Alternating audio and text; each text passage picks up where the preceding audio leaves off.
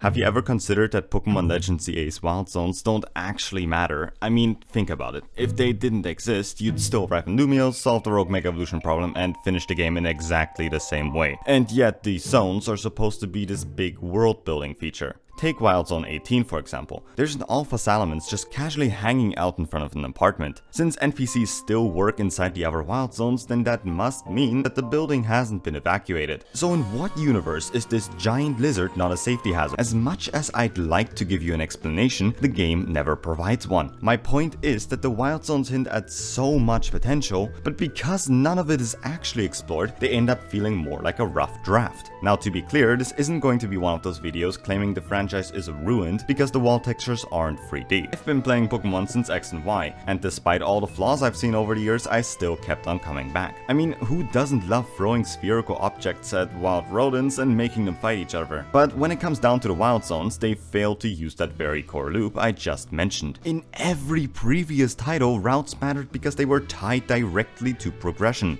Even in Scarlet and Violet, for all its absolutely stunning open world jank, you still had to traverse the world to reach new areas. Yet in Legends CA, that only really happens once, in the very first Wild Zone. After that, catching Pokemon feels less a part of the main game and more like a side mission revolving around completing Mabel's long list of tedious tasks. Anyway, now that that's all out of the way, let's finally get into my actual critique. I think it's only fair to start this all off by looking at what we actually knew about the Wild Zones before the game was even released. Honestly, to prove just how big of a letdown they are, I originally thought I'd spent this section talking about all the hype surrounding them, but after rewatching the trailers, I realized there wasn't any. Here's what Nintendo actually told us. To help people and Pokemon coexist, the city has set up Wild Zones. These areas, located throughout Lumiose, give wild Pokemon habitats where they can thrive. No joke, that's all the relevant information we get. Well, technically not, but if anyone out there is okay with the trailer showing us how to catch a Pokemon, then I already lost all hope. At one point, I thought I missed the video on the Wild Zones, but it turned out to be the same trailer we just seen. And mind you, this short was uploaded 8 months afterwards. It's then I realized even Nintendo didn't seem to think these zones were all that important. Maybe that's why they seemingly disregarded working on any sort of incentive for them. Which actually brings us to our next topic.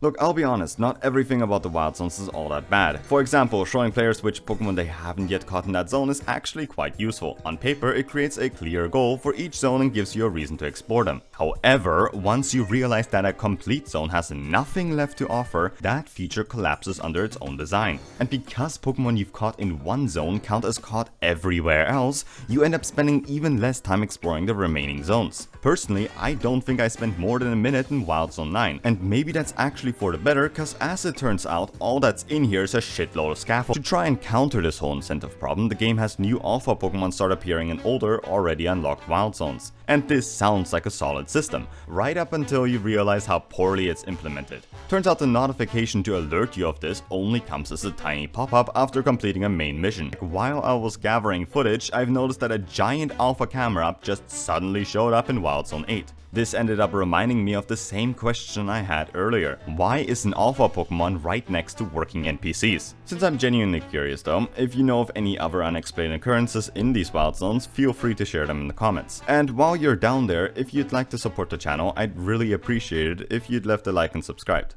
You know, when I first explored the Wild Zones, I thought, okay, at least the Pokemon levels feel reasonable. And for the most part, the ones you encounter match the story's progression. So catching them didn't feel like they would make the game any less challenging. Clearly that means the developers were at least thinking about pacing, right?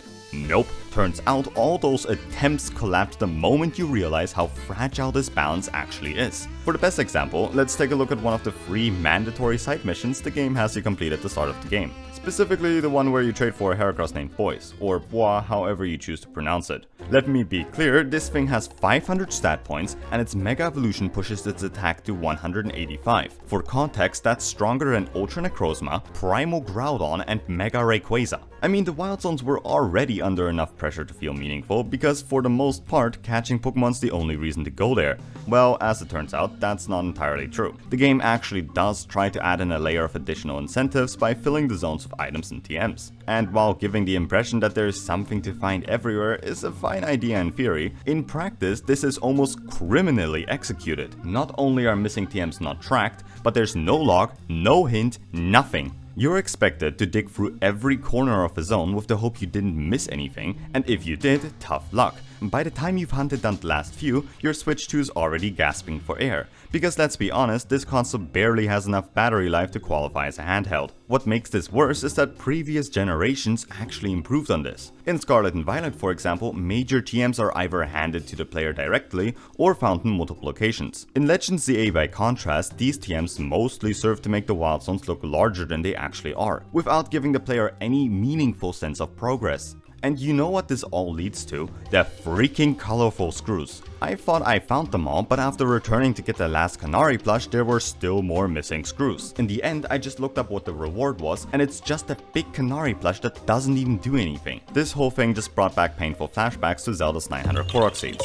Okay, but let's bring it back to ZA's Wild Zones, and arguably the most confusing one. This giant random snow dome. Like honestly, where did this thing even come from? Its placement is genuinely so disconnected from Lumiose City that it feels more like someone copy-pasted a Minecraft biome into the map. And that's where the Wild Zones start to feel less like a finished concept and more like a draft of a larger idea. In certain places, it genuinely seems like the developers wanted to explore how Pokemon coexist with people. Take the sewers for example. Pokemon living down there makes sense, and it even supports the idea that Wild Zones are meant to keep Pokemon away from areas where real functional city work is taking place. But then you look at the power grid station and suddenly the logic falls apart. If critical infrastructure still has Pokemon roaming around it, then what exactly are these zones supposed to be accomplishing? I guess you could say that there's a small hidden narrative here, to which I would honestly agree with, as certain elements are genuinely interesting. The sewers in particular have some well-developed side missions. But even then, the area with one of the more intriguing ones isn't even connected to the main sewer layout at all. It's great that these areas exist, but if they're only used at one point of the main story, then why include them in the first place? I mean, here all the Rogue Syndicate has you do is clean Mega Evolution charts. At least Lysander Labs had a relevant connection to the plot. Then compare that to areas such as the old building, and you're met with some guy with a Gengar surrounded by a bunch of cardboard boxes filled with copy-pasted paper documents written in an indecipherable language.